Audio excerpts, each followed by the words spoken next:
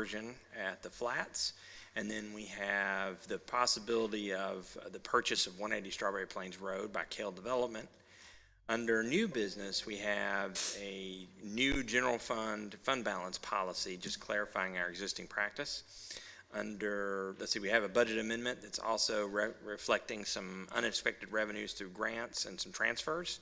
And then the final item is a housekeeping issue related to the change of name as well as the organizational documents for what used to be the Colonial Group Home Commission and is now going to be the Colonial Juvenile Services Commission.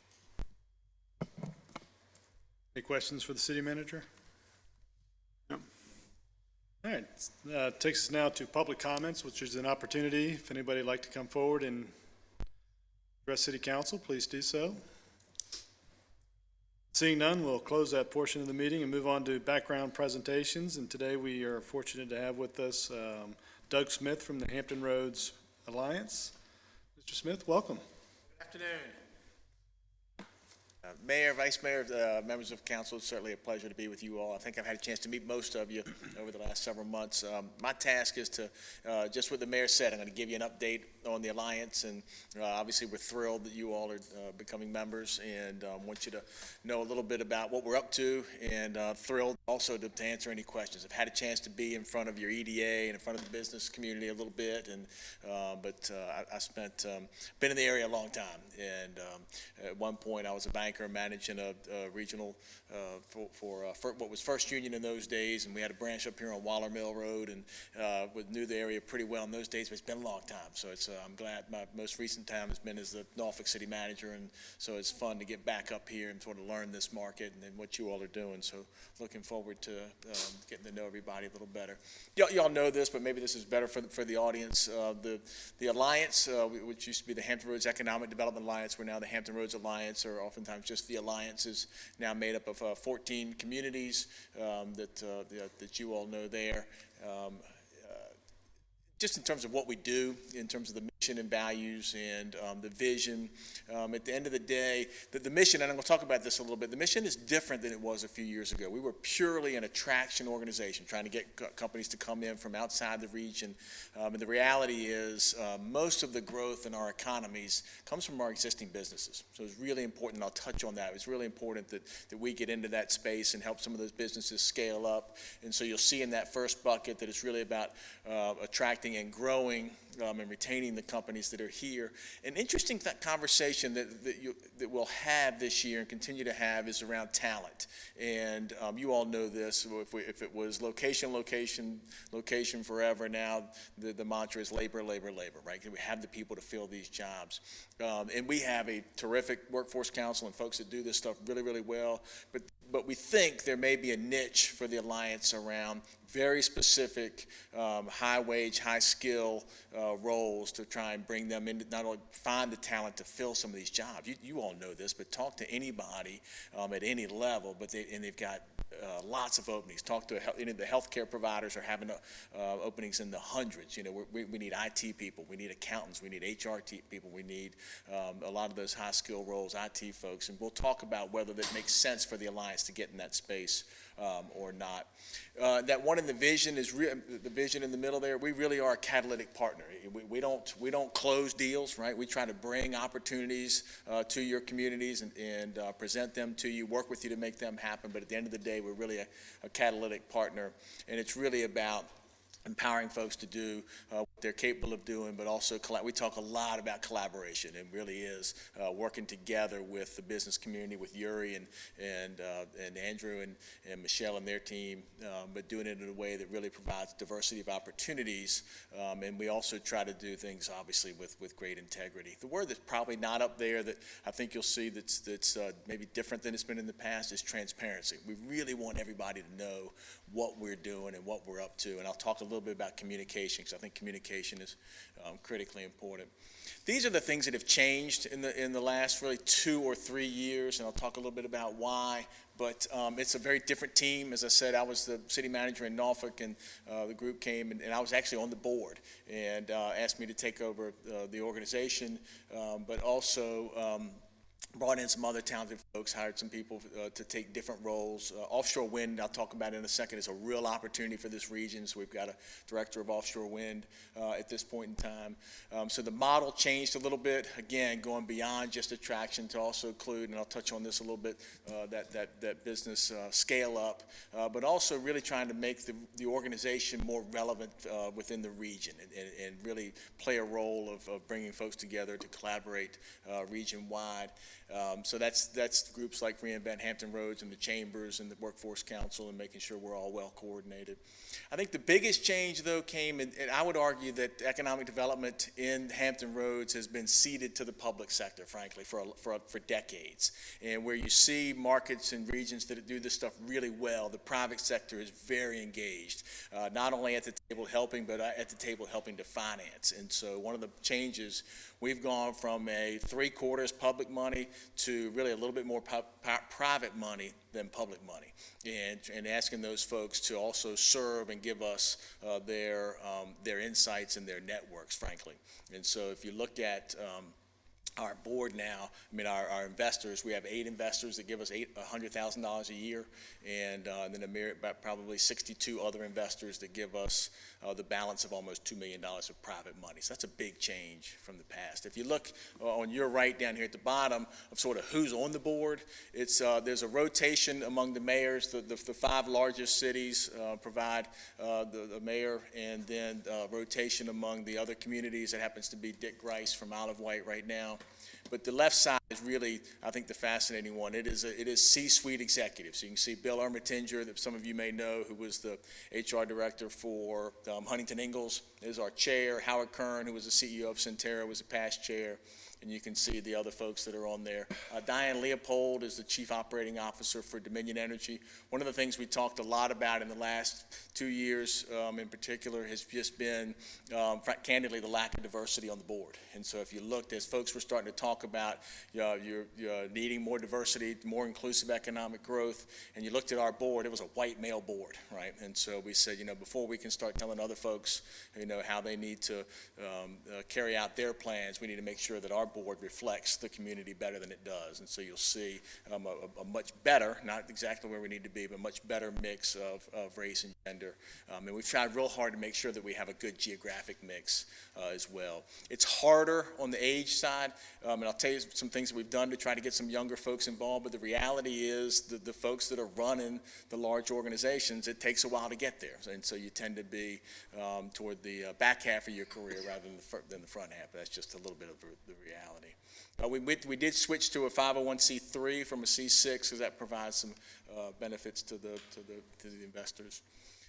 Our work is guided by 2 documents, and this is important for you to know. One is a master agreement with the localities, and this was really important because it really lays out exactly what our responsibilities are and what the responsibilities of the localities are, what we're going to do and what we're not going to do.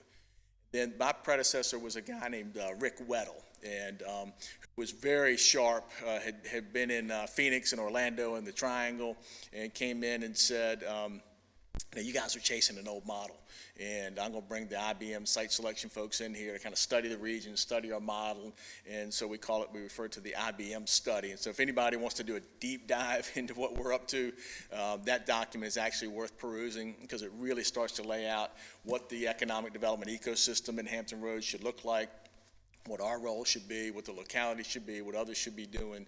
And that thing really, there was sort of 4 headlines, if you will. One was we were not relevant in the regional conversation. So they said, the alliance has got to be driving regional collaboration. You've got to get more targeted with your target industries, and I'll touch on that in a minute. And one of the fun things for us is the work that you all did, that Vaughn and her team did with Chimura, and the target industry study they did lined up perfectly with the work that we had already done, so we're not starting anything from scratch there. And then one of the pieces is promoting the region. And I always tell folks, invariably in a conversation like this, somebody will say to me, should we change the name of the region? What should the region be called? And I always say, we'll never know if Hampton Roads was a good name or not because we didn't spend 50 cents trying to make it stick, right? So at some point, our task is to really promote the region, but we do it with pretty modest funds. And the region is going to have to decide how to really promote itself in a substantive way. And I mean the locale. And when I talk about regional collaboration, I think this is one of the things that we need to fix, if you will, is people tend to default to the localities. Do the cities and counties get along? Do they work together? And I would argue that regional collaboration yes, it's the municipalities, but it's higher education and it's business and it's nonprofits and it's all of those folks being at the table trying to make things happen. And I think all of those folks need to really come together and talk about how do we promote this region and how do we sell who we are, because y'all have the advantage, candidly, of the Williamsburg name.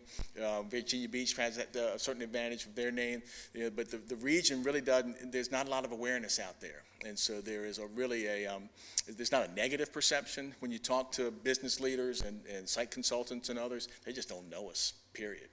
And so part of how you move these things forward is really a robust market intelligence, a research division. And Steve Harrison, that some of you all met, the William and Mary grad who runs that for us, is really a sharp young man.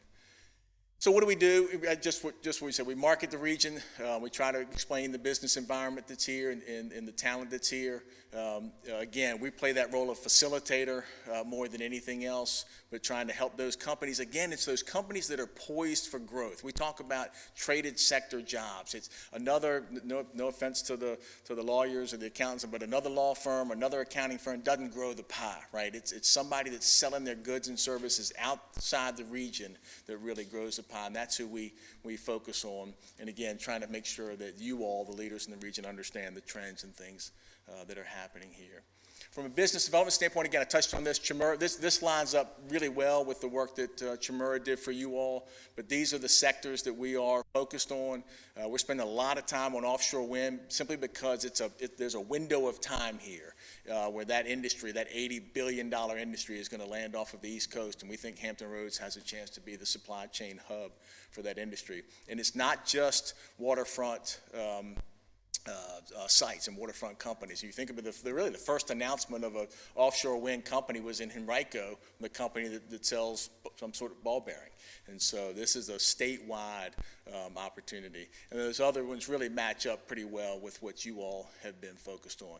Now, I would tell you, we're trying to do a deeper dive in these. One of the things in economic development is we really need to be experts on these industries that we're pushing, not just a cursory knowledge, but really understand kind of what's happening in food and beverage, what are the trends in food and beverage. Part of understanding that, it goes back to this existing business idea.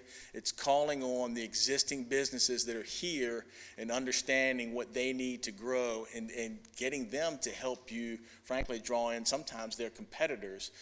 And the story I tell, I called on a company when I first got in this role to try and encourage them to invest in the alliance. And the CEO listened and was very polite. And I told him about the ADP deal, which was probably the largest thing we've done ever supported, almost 2,000 jobs. And we're patting ourselves on the back about what a great job we've done bringing that in.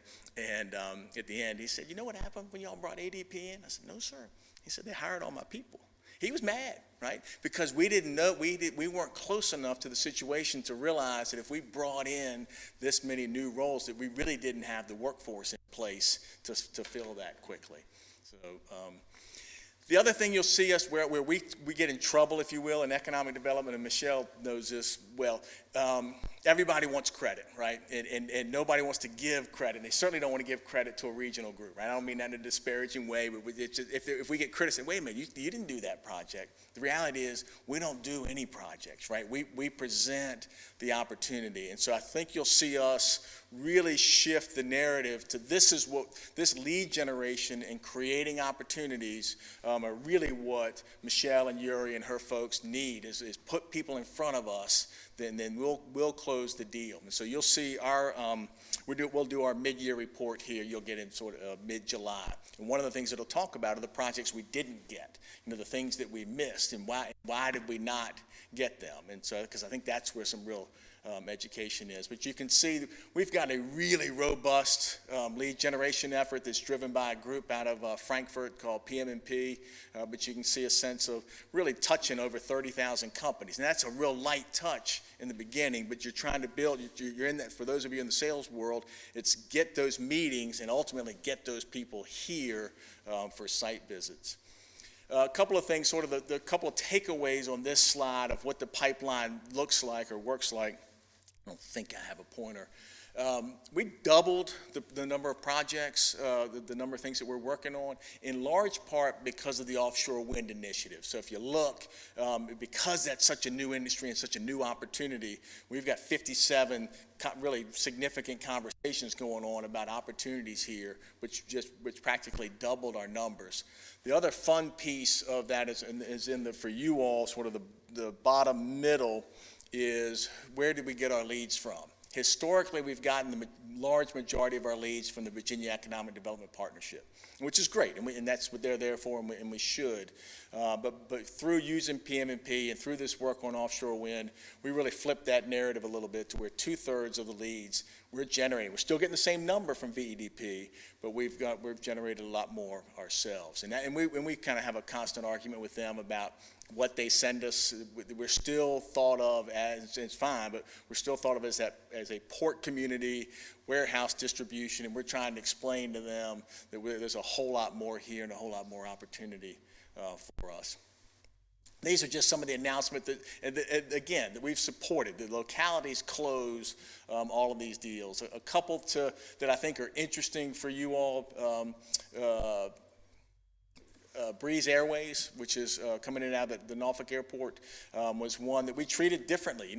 We haven't been involved in airlines before, but we have a relationship with the airport authority as an investor. And so when Breeze comes in with this new model, we wanted a hub. So we worked with the state to get a hub here for Breeze. But it has really put us on the map for some second-tier cities. They want you coming to Williamsburg.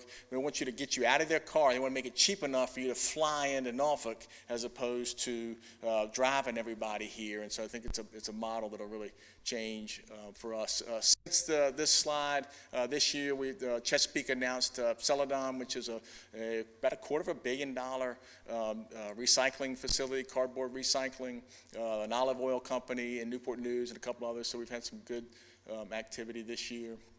Again, offshore wind and we've really approached it in, I think, a pretty unique way. One of the things we did is we built an offshore wind landing, which is basically a co-working space for these companies. And we've got over 20 international companies now that are members of that landing. When they come to the market, they actually work out of our offices.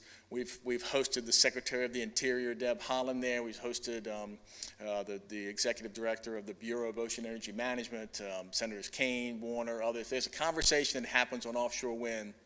We try to make it happen in that landing. Then I touched on this is one I think I'd really urge you all to pay attention to, and we're still figuring this out. What does, I think we'll even change the name, business retention and expansion. What does that mean, and what is our role? What we really are trying to focus on is obviously our investors, but then who are those companies who have leases coming up that could move? Who are the companies that we've identified as high growth companies? Who has an international headquarters, right, but has a company here, and is somebody calling on them? But we don't call on anybody in a locality that the locality doesn't know what we're doing. So we're not going and calling on a company, and you all or your staff is getting surprised by that. But Toy Hunter is running this program for us, and she's a rock star. I think this will become more and more robust, and what we really want is knowledge out of those meetings about what's going on in your particular industry. On the regional side, y'all know this, there's a ton of federal money flying around, and we want to make sure that the region gets its fair share. And so really under the leadership of Jim Spoor at Reinvent Hampton Roads, and we staffed the effort. We've gone very aggressively after some of the Build Back Better money. We went after the Build Back Better Regional Challenge. We weren't successful, but it helped us frame really a regional strategy for going after some of that money. I think Senator Kane commented at one point that before all the ARP money started flowing, that ours was the only region that went to him and to Senator Warner with a prioritized integrated list of properties, from broadband to coastal resilience to transportation. That's a picture I just wanted you to, in case you don't know, Jason L. Kuby is the new executive director of the Virginia Economic Development Partnership. Stephen Murray, the former CEO, took a new job out of market. Stephen was a rock star, frankly, and he brought Jason up from Louisiana, and Jason's also really, really strong. And that organization had lost its way 4 or 5 years ago, but those two have really put it back on solid ground, and we work obviously really closely with them and the other regional groups.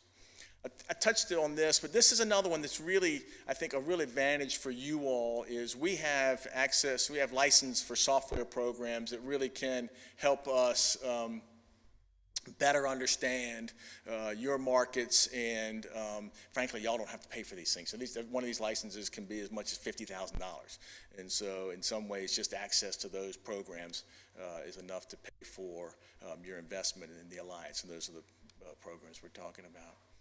You know, sometimes it takes somebody from outside to state the obvious. We hired a group called Sway, a Hampton Roads marketing firm, and so, you know, we need a little help sort of figuring out who we are and how we position ourselves, and they came up with this tagline of "Every business needs an ally," which makes all the sense in the world, plays right off of your name, and so we've had a lot of fun with that, and we've gotten a much more robust social media presence. We've gone from really almost nothing to almost 7 million, over 7 million impressions last year, with a goal of 15 million in the coming year. So much more aggressive there. So I close by saying to you that I think the most important thing we can do with you all, with the 5 of you, is communication. One of the lessons I would tell you, we felt pretty good about kind of reinventing ourselves during COVID and being pretty aggressive. And then as everybody came back out and started coming to meetings, I had different council people say, "Hey, you know, we don't ever see you."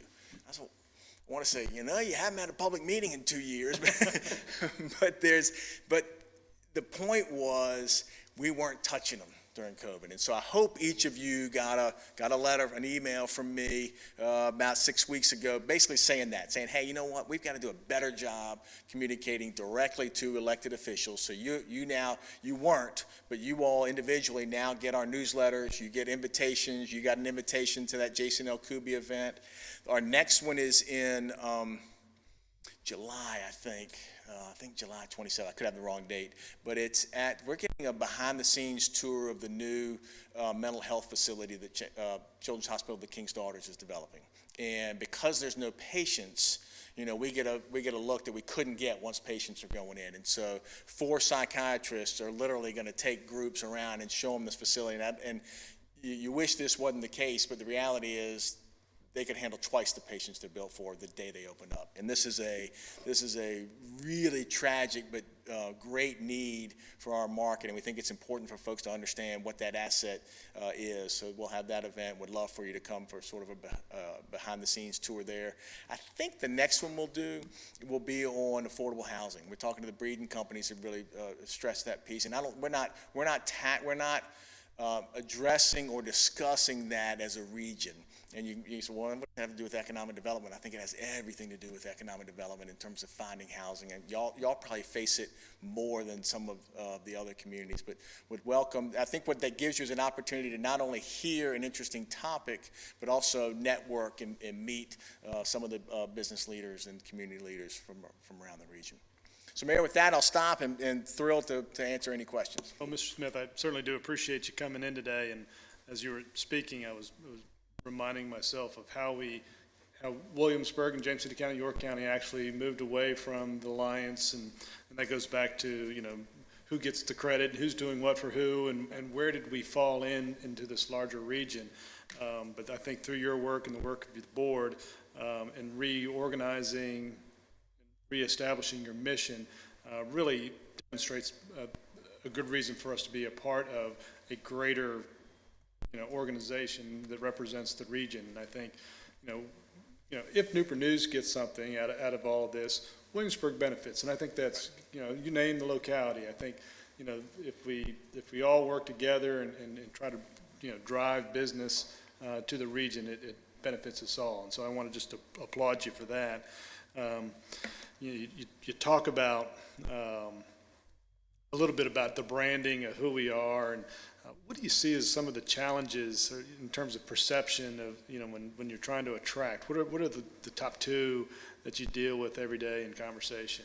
Yeah, I think that who are we? So particularly the further you get into Europe, and they're not even really sure where Virginia is, right? So figuring out where Hampton Roads is, and so that awareness of who we are and what we offer is one. I'm gonna give you three. Is one. The second is I think we are, and I was guilty of this. I've been doing this in this market for variations of this for a long time, and it was, God, we got to diversify away from all this ship repair and shipbuilding and defense and all, and the reality is that's who we are, right? And so we've kind of had this aha of, maritime innovation is really what we ought to be stressing while we also diversify the region. But that balance between trying to embrace that, but explain to folks like VEDP, the Virginia Economic Development Partnership, and other prospects outside of those industries that we offer a lot more than that is a bit of a challenge. And then this talent issue is very real, and it is we had I think Mr. Maslin, if you came, did any of you all come to the annual meeting where we had Amy Lou as a speaker? It just was down at Newport News back in March. She was really, so she's with Brookings, and she's fantastic. And one of the points she made, we talked about talent, and she said, listen, you got a lot of people doing some interesting things. I think it was Omaha that'll pay you $10,000 to move there and all that kind of stuff. And if you're the first one to do that, you get a lot of attention and all. It's a race to the bottom for the rest of us. But she said the reality is your talent has got to come from within your market. Right, it's got to come, and so some of this is going and finding those William & Mary grads maybe that left and bringing them back, those William & Mary grads that are here right now and keeping them here. So this talent issue is not a 1 or 2 year issue. It's a decades challenge for us, just given birth rates, right? And so I think that's going to be a part of why we're looking at going into that space a little bit. Yeah, well, and that kind of leads into the second question about talent and labor. I think here we hear mostly about the service industry, because that's who we are in Williamsburg. But I think we have aspirations, and we've for years wanted to diversify our economy, and we're certainly making strides, and appreciate your efforts to help us in our partnership with William & Mary and Commonwealth to bring kind of this data hub here. But the talent shortage is everywhere. Right. And I think you've kind of answered the question. It's going to be here for decades. Even 30 years ago when I got into the business world, we had talent, employee shortages. It was just always hard to find people. And you're right, it goes all the way to, having housing at different levels. So there's really, it's a complex conversation, and one that I appreciate you all are also kind of leading the conversation on that. So. One thing I didn't mention that is a big advantage for us, and we haven't quite cracked the code on it, but it's these exiting military. And so it depends on who you talk to, but somewhere between 12 and 15,000 people. And when we tell these site consultants that because y'all know this, if somebody coming out of the military has those soft skills, they're going to show up, they're going to work hard, they've got talent, and making sure those folks stay, and forget your politics, doesn't matter, but this idea of not taxing the first $40,000 on some of these retirees, I think is going to play well for us. I think that is going to be a good benefit. Anything we can do to keep those folks here, we need to do. Thank you for being here. Mr. Vice Mayor? Thank you, Mr. Smith, for being here, excuse me, and providing the update. Saw the similar presentation when you presented to EDA Business Roundtable, and was able to better inform myself as well from some of the questions that were asked. One question I did have is, I know it's evident from your presentation there's a lot of good work being put forth by the Alliance. If we were out in the community trying to help sell the Alliance, and why we're a partner, Are there some specific projects or successes that we should share with the community that really establishes why? Yeah, so in terms of a couple of things, in terms of, come to the successes in a second. I think for you, again, for the smaller communities, that access to our research that candidly you couldn't pay for, I think is a huge benefit. The fact that we can travel and our consultants can travel, and honestly, you don't have the budget to put people on the road. So you get to leverage that travel and that activity that's taking place. So I think those are two big ones. Mr. Trivett and I have gotten a chance to spend a fair bit of time together. My sense of the collaboration among the city, Colonial Williamsburg, and William and Mary, I think is really interesting. And I think there's a role for us supporting that as you all figure that out and what those relationships are going to be and who does what. I said earlier, nobody knows who we are outside of here. They do know William and Mary, and they do know Williamsburg. And so as you are putting that together, I think we help as you all figure out those relationships and what those three entities want to do and collaborate. And frankly, the things you're doing with the counties, I think are really interesting. So I think we can help all of that. And then in terms of successes, I'm up here Wednesday with a local business, happens to be in James City County, but we've got some folks coming in from out of market that I'm hoping will turn into something pretty quick. But the Huntington Ingalls project that we helped land in Hampton last year, which is unmanned undersea systems center of excellence, is a game changer. And that thing is going to, there's certain industries that we're trying to get our arms around, and unmanned systems is one of them. But really, the unmanned underwater right now is where aerial was probably 15 years ago. We think there's a real play for us to jump into that space. So I think you'll see some opportunities land. I've talked to President Rowe, had me call on an alum who's out of market but is living here, and trying to talk him into moving his company back here. And so it's, we can help with those kinds of conversations. So I think it's the resources that you don't have to spend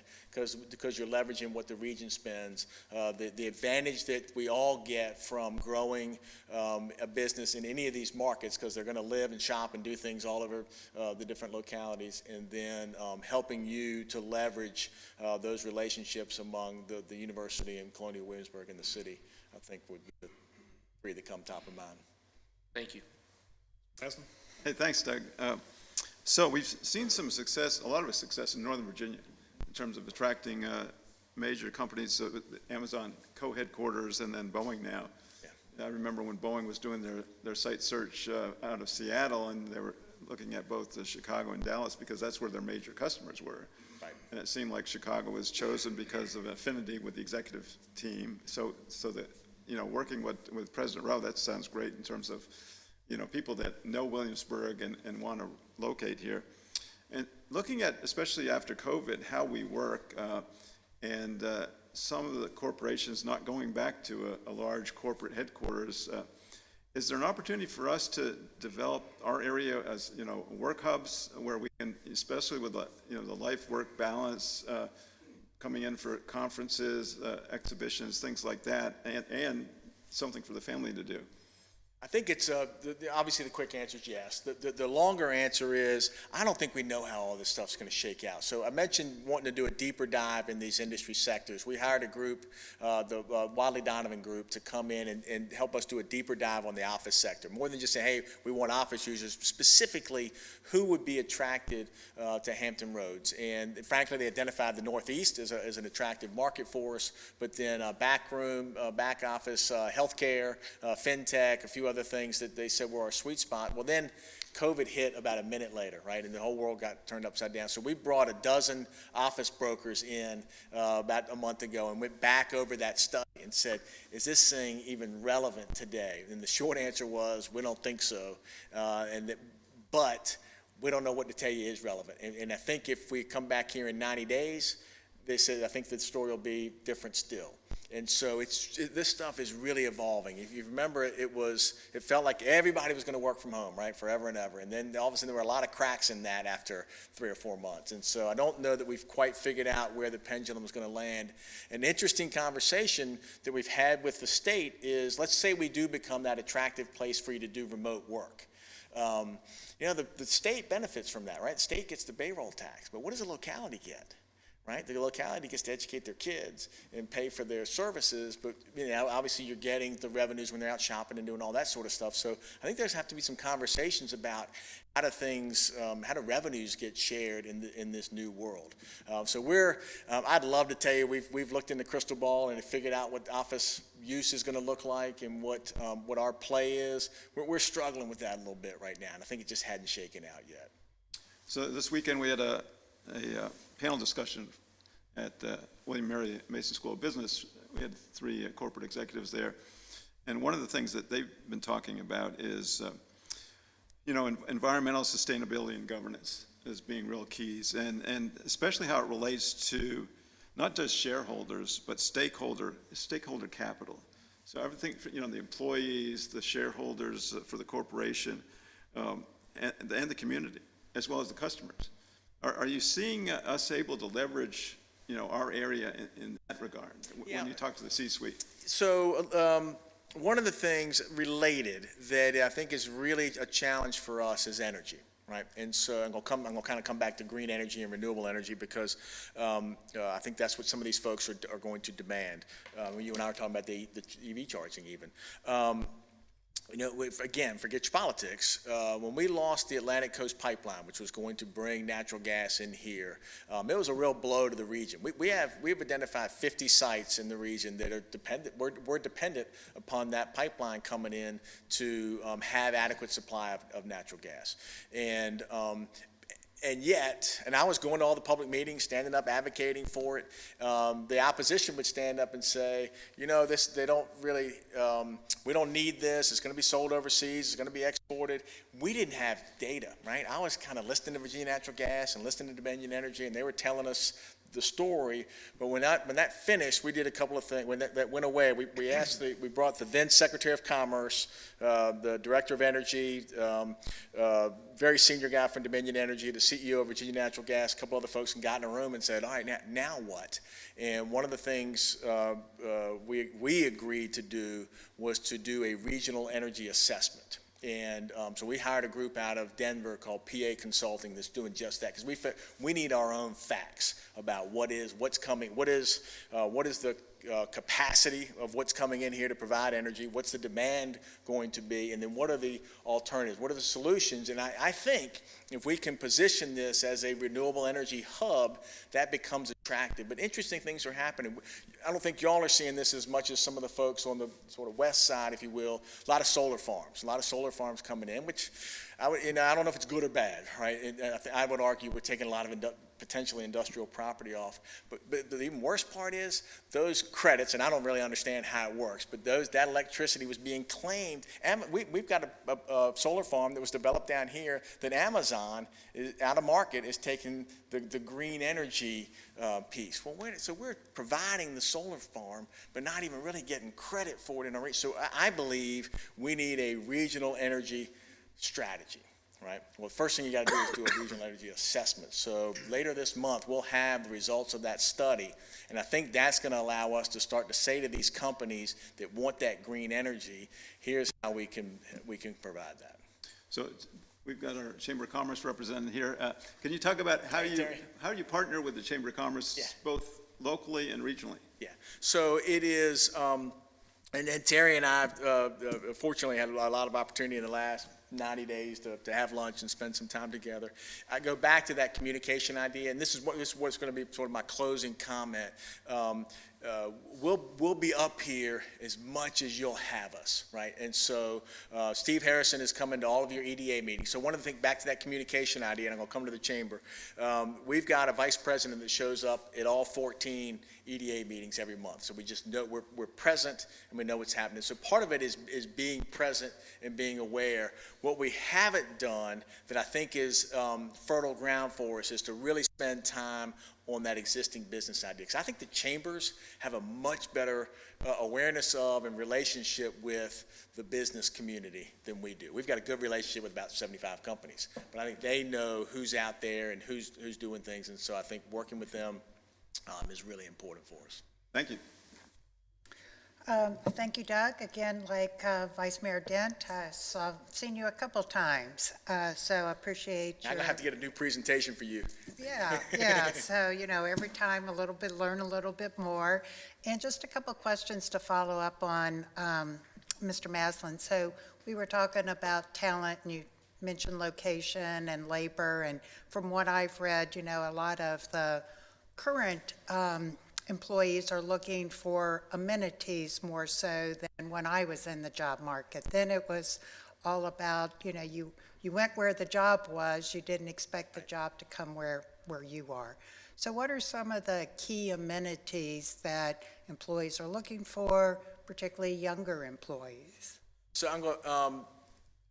I think I'm going to put it under the heading of placemaking. Right, and I listened to Cliff Fleet recently at a meeting make a comment on this topic, and he was talking about kind of what we were trying to do with the region and whatnot. And he was, and candid, this was a regional perspective. He was a little bit critical of the region, saying, we haven't really done the heavy lifting on placemaking. And so I think each community has got to figure out what that means, right? And so I listened to Bob O'Neill, who used to be the city manager in Hampton and then ran the International City Manager Association. I think he's a brilliant guy. And he said, every region thinks they are unique, right? But he said, Hampton Roads really is. And he said, what I would call, and everybody wants to say who's the dominant city. And he said, I would argue you're polycentric, right? And embrace that. And that's actually a good thing. You can have a horse farm in Suffolk or oceanfront or university setting that you all have got here. And each community needs to sort of figure out what that placemaking is for their community that makes that attractive place. So I think people are looking for interesting places. Frankly, I think they're also looking for welcoming places. And I think that's where this diversity, equity, inclusion piece is very real, and people want to be able to see how they fit in. I can almost visualize, I can see myself living there and thriving and being successful. In terms of the amenities within the workplace, I think all that's still shaking out. I think if I would have told you before COVID, I think the office space was starting to look very different, very collaborative, very open, lots of everybody with these kids. You've seen them all want to bring their dog, bring their bike, do all that kind of stuff, and now all that's less interesting. So I think the workplace itself, you may have heard more interesting stuff last night, but I think that's still to be determined what the workplace looks like. But I think the region has got to do what you all are doing, which is how do we create that interesting place to live that leverages the things that we have in a way that's different than other communities. Well, and I think it ties in a couple of things that you said to our vision as one Williamsburg, as far as being welcoming to all. And also another thing you said about don't forget who you are. I mean, obviously we're a tourism center, but through our Chamorro study and other things, we are trying to expand the brand where it all comes together. So one other question about offshore wind. You were talking about sort of the landing page and the supply centers, and I was reading the other day about North Carolina, I guess, is looking to create some wind turbines off, I think down near the Wilmington area. Yep. Now, would their goal be to also create sort of the same landing supply center as we, or would they potentially use what's being developed in the Port Norfolk area? Yeah, I think as a practical matter, we have the natural assets, right? When we're blessed with that proximity to the ocean, that unobstructed ability to get to the ocean, and some sites. So Portsmouth Marine Terminal and Lambert's Point Docks, which are two of the, are always identified as two of the three best sites on the East Coast. So that's going to give us some stickiness, if you will. There's two things happening in North Carolina. You have the Kitty Hawk project that Avangrid is the developer that's underway, and they've submitted their plans, and they're going through that process. That power will actually come ashore in Virginia Beach and go out to Fentress in Chesapeake. And they're members of that offshore wind landing I talked about. So we think there's a real play for Hampton Roads to be the supply chain hub really for the mid-Atlantic. And they'll probably be, I think we can get up probably to New Jersey. Further than that, I think somebody else will have to take that on it. But I would tell you, it is really competitive. And other states are throwing big, New York and New Jersey are throwing hundreds of millions of dollars into sites. And the other states are doing something what's called local content requirements. And Virginia didn't do that. But the local content requirement says if you want this lease, certain percentage of the workers and certain amount of your investment has to land in our state. And so we've had a couple of projects that really belonged here, and the companies wanted to come here. But economically, they had to go, in that case, to New York and New Jersey because of that local content requirement. So I don't think North Carolina is our competition as much as some further up into the Northeast. Thank you. I know there's a lot happening there, so. Yeah, it's exciting, but here's the problem. But when it lands, it's done. It isn't like you're going, we missed it, we'll get it the next round. It's gone. And it's the beauty of, we were not involved. We landed the Siemens Gamesa renewable energy blade factory at Portsmouth Marine Terminal. And so it is a $250 million investment. It's exciting, but so far it's only a finishing facility. So the blades will come over and a lot of work will get done, but we really want that thing to be as a manufacturing facility. So we want the cable manufacturer or tower manufacturer, some of those big component parts. So we've got a call late this month. There's an in-person meeting. It'll be the big vendors for Dominion, the guys doing the towers, the blades, the other pieces, and talking about their supply chain and what it takes to get in that supply chain. We want Virginia businesses, Hampton Roads businesses, getting in that supply chain. Dominion, frankly, will get supported out of Europe because that's where the supply chain exists, and by the time when they start building, most of their stuff is going to come over from Europe. But we want that Avangrid project and those later projects to be supported out of Virginia. Thank you. Thanks for the presentation, Mr. Smith. I'll first say I couldn't agree more on offshore wind. These turbines are so huge that you can't just build them without having some kind of local base to do the maintenance and the installation that you need for 800-foot tall turbines where one wing of it needs a freight liner to transport it. So that's exciting to hear. The Alliance is positioning themselves to make Hampton Roads a more permanent hub. Because to Councilman Ramsey's point, I saw that article too, and Duke Energy has announced their lease off the coast of more southern portions of North Carolina. So we're only going to grow as one of the major just wind corridors is off the East Coast, closest to us at least. So that's glad to hear that you all have that as a priority.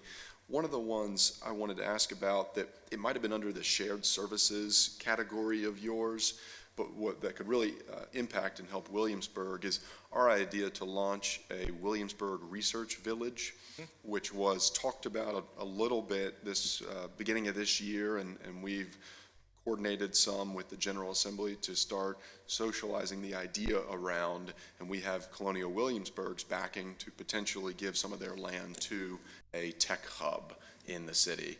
Could you speak to how the Alliance could help attract businesses into that idea for a research village? Yeah.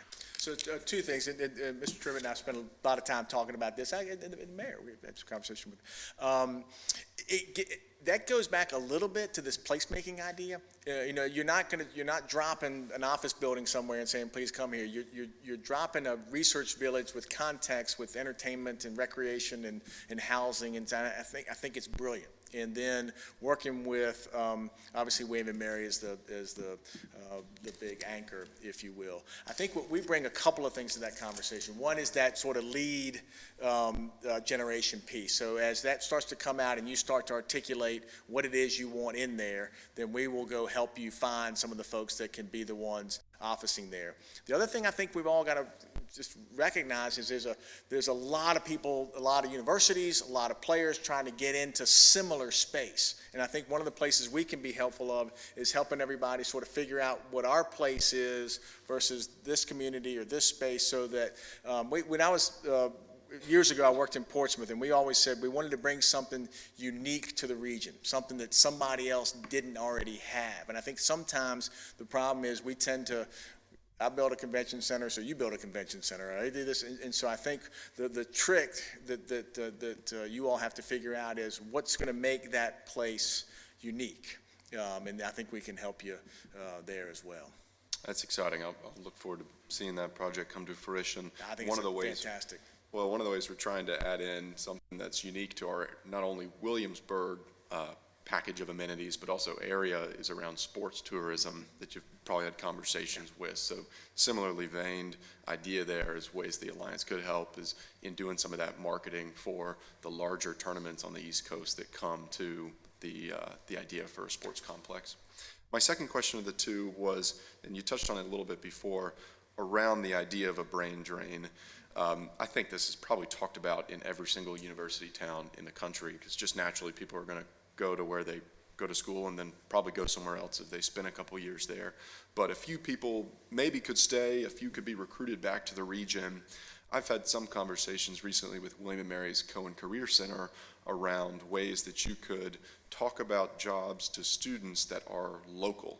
And the idea isn't that here's a job in government or in fintech, but here's a job that's local should you want to stay or have family around here.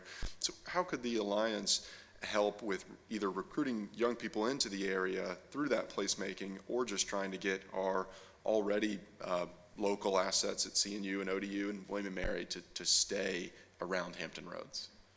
My anecdotal story, Ms. Ramsey heard this, Steve Harrison, who I mentioned, went to school here, went to William & Mary. And so they said, they put him on a bus and sent him to Northern Virginia to get exposed to, he said, I don't want to go to Northern Virginia. I grew up in Virginia Beach. I want to live in Hampton Roads. So the relationship with the schools is going to be really important. I think that candidate right now, that's more of a space for the Workforce Council than it is for us right now. I'll come back to that.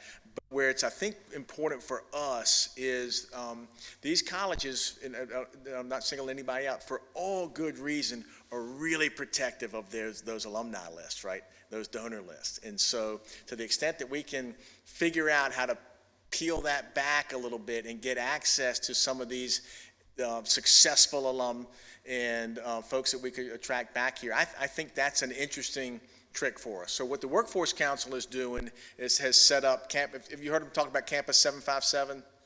I don't know if I have. So Philadelphia did something called Campus Philly. So Philadelphia's got all these schools, right? And same problem, just what you said. Everybody's got the problem. They're educating everybody and they're all leaving. Yep. So they set up something called Campus Philly that really focused on trying to get these kids internships, so when they were there, get them exposed, make sure they understood the community, and then ultimately get them a job. They were so successful that they've packaged this thing, and they now have a group that does consulting. So we started out, Scott Miller at Virginia Wesleyan got wind of it, came to Norfolk and talked about it. We started something called Campus Norfolk, which quickly morphed into Campus 757.